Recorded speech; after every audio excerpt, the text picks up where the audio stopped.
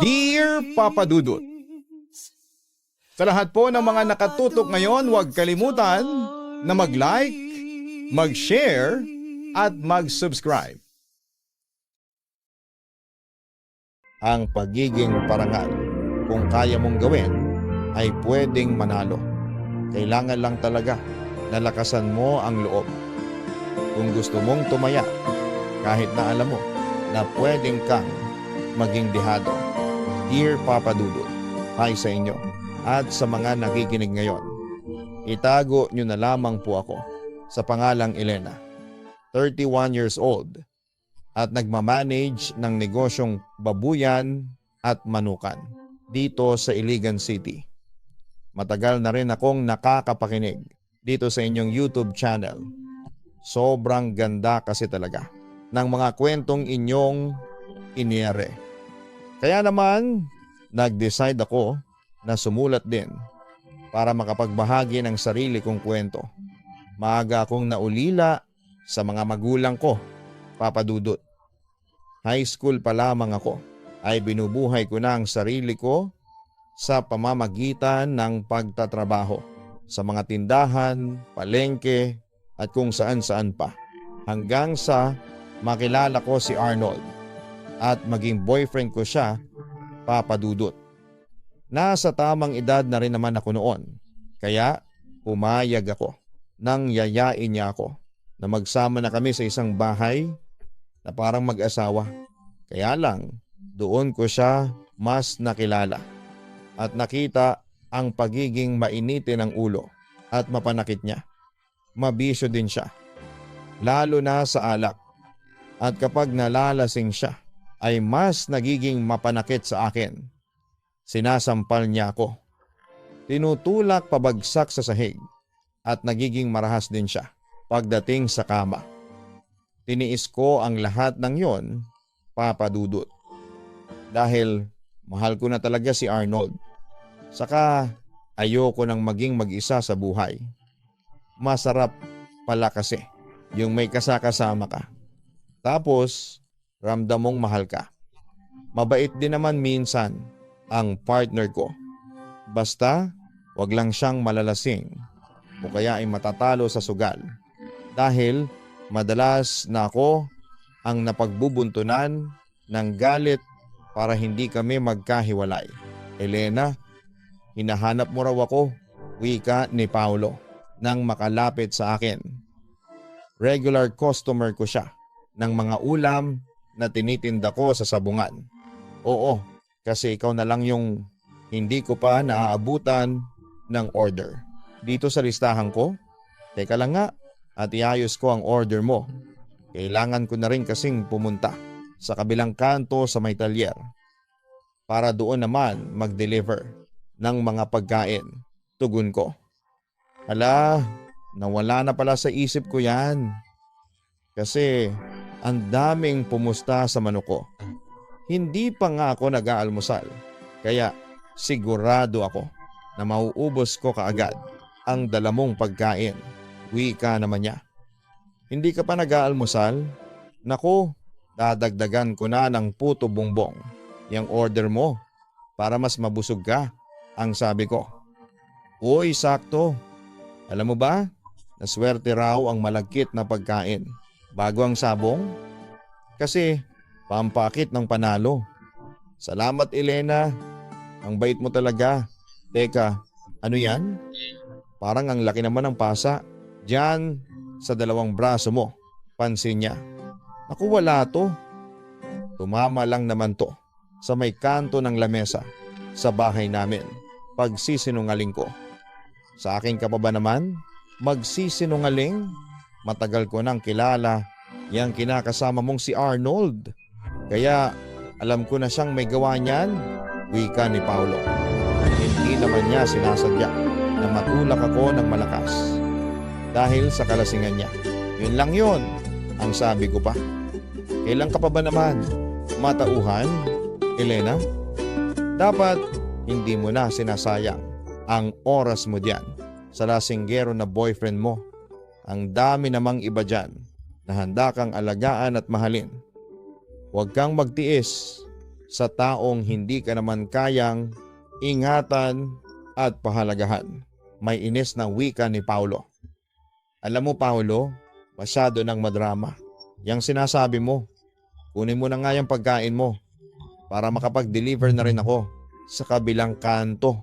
O basta sa katapusan ng buwan, ang bayad nito. Paalala ko sa kanya, Papa Dudut. Nang magkasama kami ni Arnold sa isang bahay, ay nagdesisyon ako na magluto na lang ng ulam at iba pang pagkain para ibenta sa mga kalapit na school, talyer o sabungan. Dahil medyo madaldal akong tao, marami kaagad akong naging suki. Nagustuhan din kasi nila ang mga tinda kong ulam na bukod sa mura ay masarap pa. Isa nga sa mga suki ko noon, si Paulo, na madalas kong nakakausap sa may sabungan. Kapag nagde-deliver ako ng pagkain, mabait siya at magaang kausap. Madalas din siyang nag-aalala kapag nakakakita siya ng sugat o pasa sa balat ko. Matagal niya na rin kilala ang partner kong si Arnold at alam niya ang tungkol sa pagiging lasinggero at mapanakit nito sa akin. Marami rin kasi kaming kapitbahay ang nakakarinig kapag sinasaktan ako ni Arnold. Minsan nga ay sumusugod pa sila sa bahay dahil sa pag-aalala sa akin. Kapag masyado nang malakas ang ingay na ginagawa ng pananakit sa akin ng partner ko, pinapayuhan na rin nila ako na hiwalayan na si Arnold o kaya ay ipabarangay ito. Pero hindi ko yon ginawa dahil masyado ko na siyang mahal at ayoko na makulong siya hanggang sa mabuntis na nga ako. At iyon ang nakita kong pag-asa na baka magbago na ang partner ko. Kaya lang, Papa Dudut, mas lalo lang naging malala ang pagkalango ni Arnold sa alak. Pati ng pananakit niya sa akin, Papa Dudut, lalo na nga nang matanggal siya sa trabaho at palagi na lang nasa bahay. Mas naging madalas ang pag-init ng ulo niya sa akin at sa akin niya binubunton at talaga namang nasasaktan niya ako at ang pananakit niya sa akin ang naging dahilan para makunan ako. Sobrang sakit para sa isang ina ang mamatayan ng anak. Kaya yon ang nagtulak para tuluyan na akong makipaghiwalay kay Arnold. Sa pagtatapos ng relasyon namin ay naging boyfriend ko naman si Paulo. Hindi nagtagal ay nagsama na rin kami sa isang bahay. Papa Dudut, wow, ang dami mo namang yatang biniling pagkain. Mahal, bulalas ko nang makita ko ang dala niyang pagkain. Madami talaga yan. Kasi may fried chicken, inihaw na bangus, dinuguan, saka ang paborito mong buko salad. Wika niya. Anong okasyon bang meron ngayon? Parang kulang na lang magtawag ka ng kapitbahay na makikikain sa atin. Sa dami nitong mga binili mong pagkain, natatawang tanong ko. Gusto ko lang naman kasing mag-celebrate. Kasi nanalo yung 2 manok ko sa sabong kanina. At syempre, ikaw lang ang gusto kong makasama sa pag-celebrate na to, tugon niya. Kaya naman pala, ang sasya mo. At may paamoy-amoy ka pa ng kili-kili ko kanina. Wika ko. Kahit naman hindi ako nanalo ang mga manok ko, gusto ko pa rin inaamoy ang maasim na kili-kili mo. Tugon naman niya. Grabe ka nang mang-asar ha, mahal ko. Hay nako, mabuti pa. Maghain na ako. Habang mainit-init pa, yung ulam na binili mo, sakto kasi nakapagsaing na rin ako ng kanin kanina. Bago ako maglaba, kukuha na ako ng mga plato at baso para maayos ko na yang pananghalian natin. Wika ko, Papa Dudut. Aaminin ko Noong una ay panakip butas ko lamang talaga si Paulo. Wala pa ngang 2 buwan ang nakakalipas mula nang maghiwalay kami ni Arnold nang sagutin ko siya. Gusto ko lang din kasi talagang makaranas ulit ng pagmamahal mula sa isang tao at ayoko lang din talagang mapag-isa sa buhay. Kaya kagad din akong pumayag na magsama kami sa iisang bahay. Hindi naman ako nagsisisi dahil napakabait na tao ni Paulo. Napakalayo niya sa ex-partner ko na si Arnold. Sa aming dalawa ni Paulo ay siya talaga ang mas malambing at masikaso. Kaya hindi nagtagal ay naramdaman ko na rin na totoong mahal ko na siya. Ni minsan kasi ay hindi niya ako sinigawan o sinaktan. Wala siyang ibang pinaramdam sa akin kung hindi puro pagmamahal lang.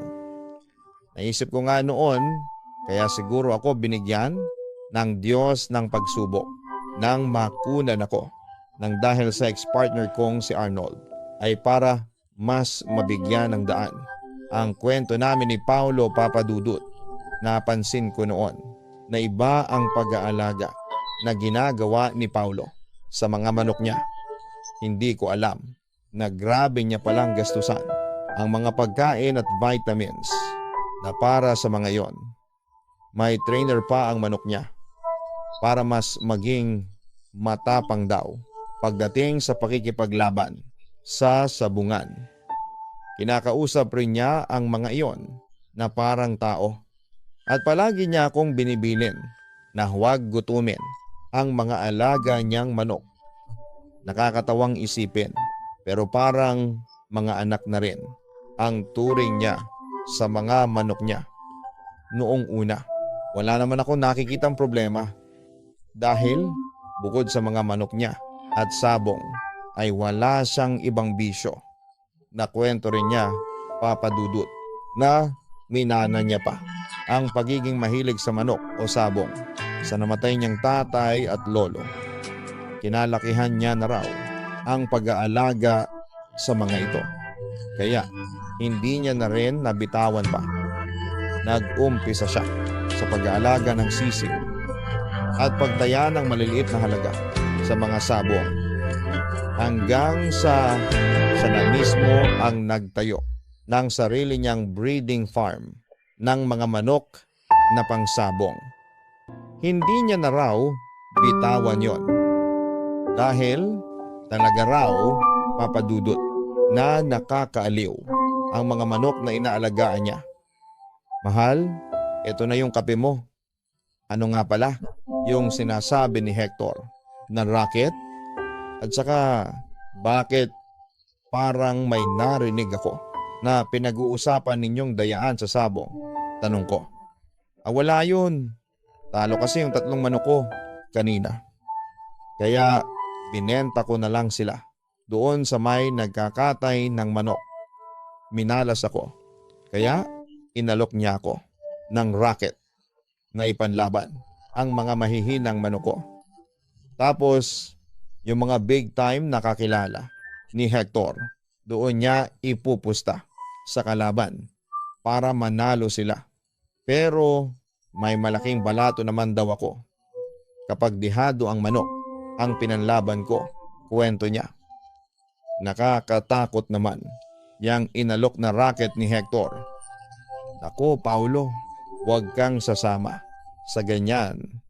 Ha? Mas okay na yang matalo lahat ng manok mo sa malinis na paraan. Basta, hindi ka lang mandaraya. Wika, ako, hindi ko nga tinanggap. Hindi ba? Saka, pwede ba? Huwag mo ngang isipin na matatalo lahat ng manok ko. Minalas lang ako kanina. Kaya 3 kaagad ang nalagas sa mga alaga ko. May inis na wika niya. Bakit parang nagtataas ka ng boses mo diyan? Pinapaalalahanan lang naman kita. Hay nako, ubusin mo na nga lang yang kape mo. At magsasaing na rin ako ng kanin para sa hapunan mamaya. napapailing na sabi ko noon, Papa Dudut. Sa tuwing natatalo si Paulo sa sabong ay nag-iiba talaga ang mood niya. Nagiging malamig ang pakikitungo niya sa akin. At minsan ay napagtatawanan na. Ang swerte mo naman. Kaya naman, inintindi ko na lamang si Paulo sa tuwing matatalo siya sa sabong. At pinapaalala ko rin sa kanya na huwag niyang tatanggapin ang alok na racket ng kaibigan niyang si Hector. Dahil alam ko na hindi maganda ang naidudulot ng pandaraya sa buhay ng isang sabungero. Kaya lang, Papa Dudut, naging sunod-sunod pa ang malas na dumating sa amin noon ni Paulo. Bukod sa mga pagkatalo niya sa sabong, ay nagkasakit din ang mga alaga niyang manok at ang ilan dito ay namatay. Pati tuloy ang budget namin na para sa mga gastusin sa bahay ay naapektuhan din. Kaya nagsimula kaming magipit noon sa pera. Ilang beses ko pa rin narinig noon na kinukulit siya ng kaibigan niyang si Hector na sumama sa racket nito ng pandaraya sa sabong para magkapera siya. Kasi Kristo si Hector sa sabong o yung tagasalo ng mga pusta. Kaya marami itong kakilala na malalaking tao na pumupusta ng malaking pera ng pasimple. Noong sinasabihan ang mga kakilalang mayamang tao, kapag may alam itong dehado na manok na ipanlalaban, marami na rin kasi siyang sabungero na nahikayat sa racket na yon, yung sinasadya na ipanlaban ng mahihinang manok. Mabuti na lang talaga at marunong umiwas sa mga ganoong bagay ang partner kong si Paulo, Papa Dudut. Kaya lang, isang araw nakita kong inaalalayan ni Paulo si Hector na umuwi sa bahay namin. Dahil sa sugatan nitong mukha at binti nang umalis si Hector, ay doon na ako nag-usisa kung ano nga ba ang nangyari. Yung isang kasamahan ni Hector na si Arman na Kristo rin na huling nagbigay ng tip doon sa isang pupusta. Sinabi niya na mahina ang manok ni Kaloy at doon pumusta sa manok ni Vincent. Yun, may nakarinig at pinaamin siya na may sabwatang naganap sa pagitan nila Kaloy at Armand. Marami ang nakaalam hanggang sa nagkagulo na. Umawat na lang ako nang makita kong kinukuyog ang Kristo ng sabungan. Pero ako naman ang pinagbuntunan ng galit at sinimulang bugbugin. Kwento pa ni Paulo. Ayan na nga, yung sinasabi ko. Wala talagang maidudulot na mabuti. Yang pandaraya na yan, napapailing na wika ko. Mabuti nga't hindi nilaglag ni Armand ang mga kasama niyang Kristo na nandaraya din. Mas malaking gulo yon kapag nagkataon. Ang sabi naman niya, alam mo mahal, parang napapadalas na yata ang gulo dyan sa sabungan ninyo. Hindi ba? Nakaraang buwan lang, may muntik nang magsaksakan. Kasi dinaya raw ng referee yung isang mananabong. Tapos ngayon naman, ang mga Kristo naman ng sabungan ang nagkakagulo. Wika ko, nagkakaroon lang naman ng problema kapag may dayaang nangyayari. Wika niya. Pero hindi naman mawawala ang mandaraya sa mga ganyang sugal o sabong. Lalo na at nagkalat ang mga gahaman na tao. Mahal, baka naman pwedeng itigil mo na yung pagsasabong mo. Kasi parang gumugulo lang ang buhay natin diyan, ang sabi ko pa. Alam mo namang hindi madali para sa akin na bitawan to. Lalo na minana ko pa ang mga ito sa lolo at tatay ko. Huwag kang mag-alala. Iiwas na lang ako sa mga ganoong klase ng gulo. At pangako sa iyo na hindi talaga ako mandaraya para hindi ako madamay sa kanila. Tugon naman niya, Papa Dudut.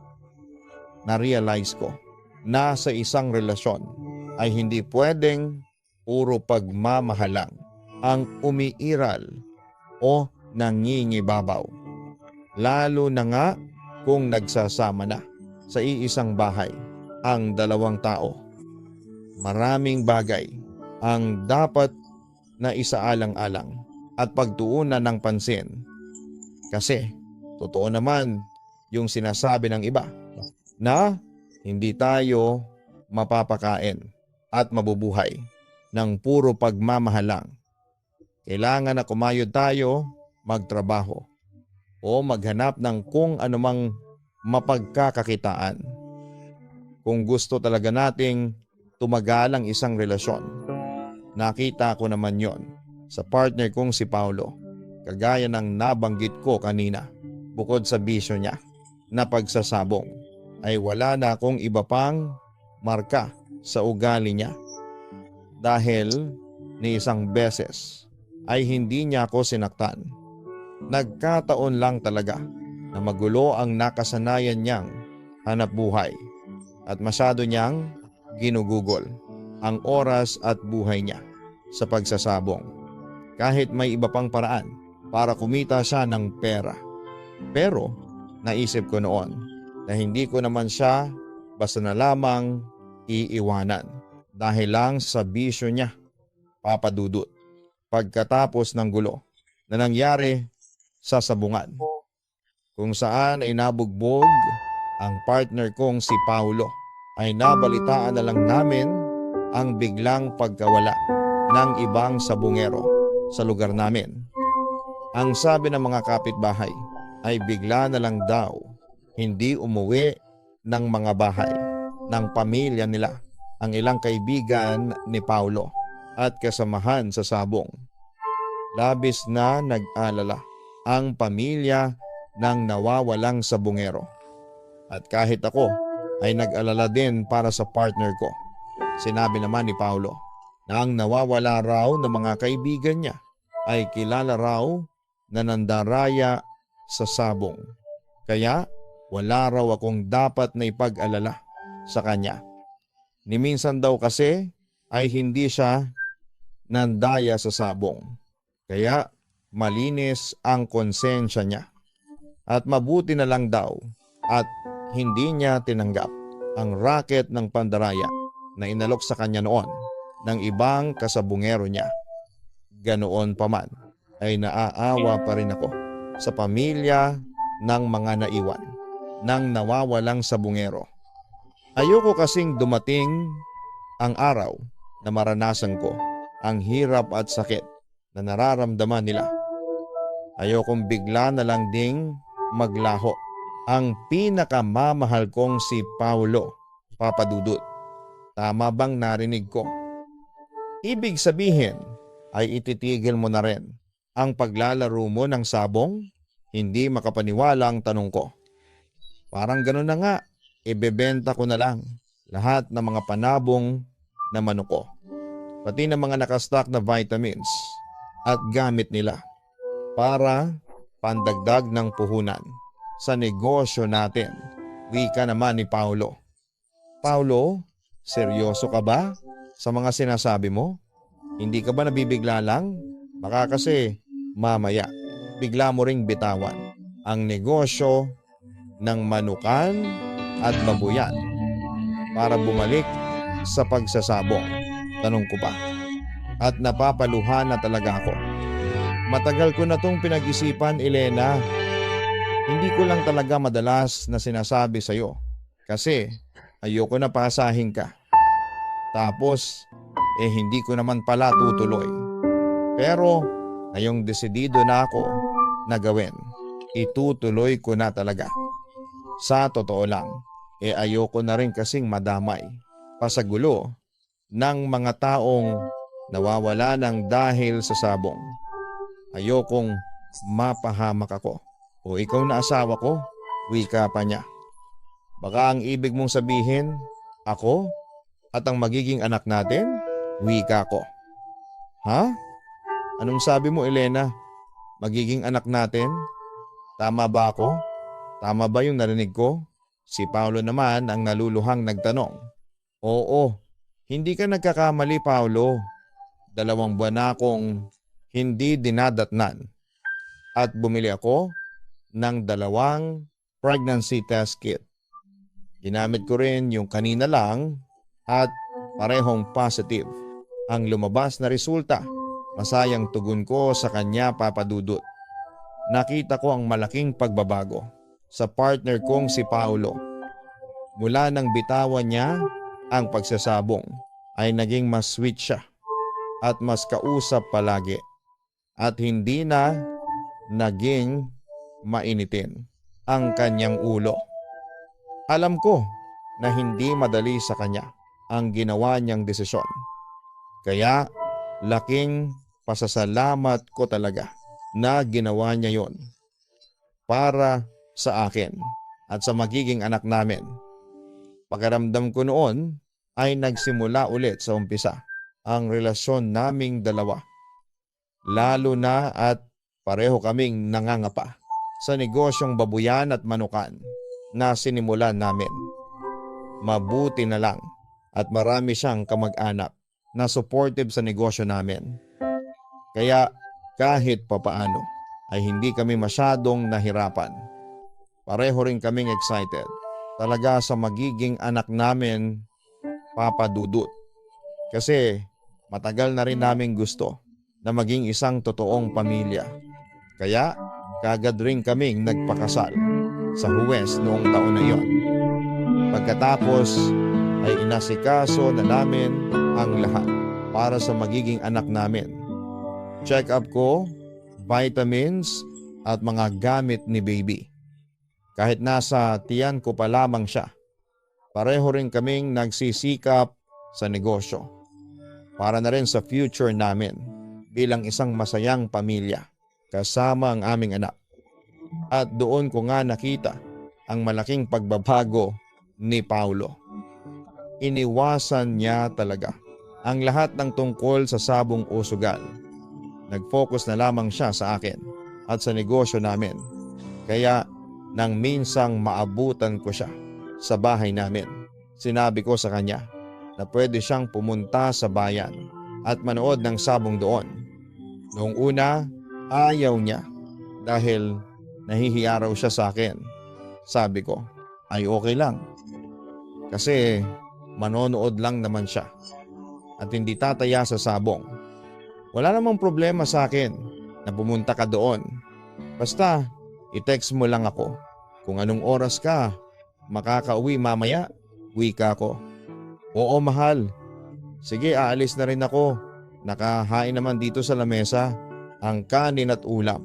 Excited na wika niya. Teka, hindi ka na ba magpapalit ng damit? Tanong ko. Hindi na.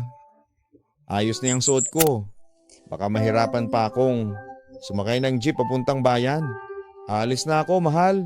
Ay teka, wika niya. Kasunod ang pagyakap sa akin ng mahigpit. I love you mahal. Hintay mo na akong maghapunan mamaya. Kasi uuwi din naman ako kaagad. Bye mahal. I love you. Mahal na mahal kita.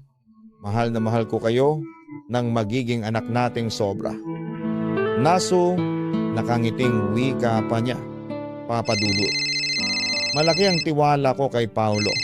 Kaya hindi ko talaga siya pinagbawalan na manood ng sabong.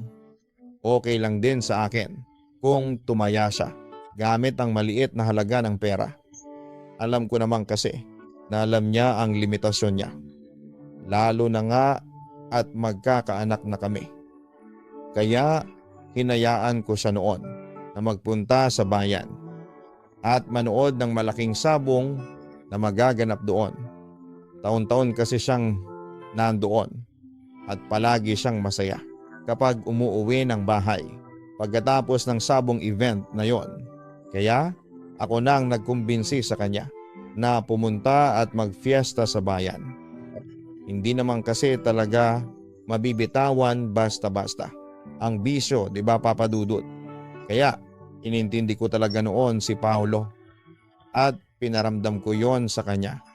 Kasi ramdam ko na ginawa niya ang lahat para hindi masira ang bisyo niya at ang relasyon naming dalawa. Kaya nga nagulat talaga ako nang mag-decide na siyang bitawan ang breeding farm ng manok niya na panabong at iba na lang ang gawing negosyo. Doon pa lang ay alam ko nang hindi ako nagkamali ng lalaking pinili na mahalin at makasama. Kaya lang Papa Dudut, hindi pala para sa lahat ang tuloy-tuloy na kwento ng masayang pagsasamahan at pagbuo ng isang pamilya. Hindi ko alam kung pagsubok pa rin ba ito. Pero pakiramdam ko ay bigla na lang nagtapos ang lahat. Noong araw kasing umalis si Paulo para magfiesta sa kabilang barangay at manood ng malaking event ng sabong doon, ay yun din ang huling araw na nakita ko siya. Hindi na kasi siya nakauwi ng bahay at wala na akong naging balita pa sa kanya. Nagpa-blatter ako sa barangay at police station para mahanap siya. At nagtanong-tanong ako sa mga kakilala o kamag-anak niya kung alam ba nila kung nasaan ang asawa ko. Pero naging bigo lang ako. Walang sino man ang nakapagturo sa akin kung saan ko siya pwedeng makita. Nalaman ko rin Papa Dudut, may ibang sabongero rin ang nawala na kasabay ni Paulo. At kagaya ko ay bigo rin ang pamilya nila na makakuha ng impormasyon kung saan huling nakita ang nawawala naming mahal sa buhay. Para bang pinagtatakpan kung saan sila napunta. Parang ayaw ipaalam talaga kung saan sila huling nakita. Sobrang sakit para sa akin kasi kung ang dahilan ng pagkawala ni Paulo ay may kinalaman sa sabong, ay bakit kailangan niya pang madamay? Binitawan niya na ang pagsasabong. Kaya walang dahilan para madamay siya sa gulo ng mga sabongerong nawawala ngayon, Papa Dudut. May 3 taon na ang nakakalipas. Wala na ang huling beses na makasama at mayakap si Paulo. Alam kong parang imposible, pero umaasa pa rin ako na bigla na lamang siyang kakatok sa pinto ng bahay namin at sasalubungin ako ng mahigpit na yakap at mga halik. Umaasa pa rin ako na may Paulo pa rin na babalik sa amin ng anak ko. Pero sa pagkawala ni Paulo ay doon ko mas natutunan kung paano magpakatatag at hindi umasa sa ibang tao. Kahit mag-isa ko na lang na binubuhay ang anak namin at nagmamanage ng aming manukan at babuyan. Hindi ako susuko sa buhay at sa pag-asa na muli kaming mabubuo na isang masayang pamilya. Dito na po nagtatapos ang sulat ko. Lubos na gumagalang, Elena.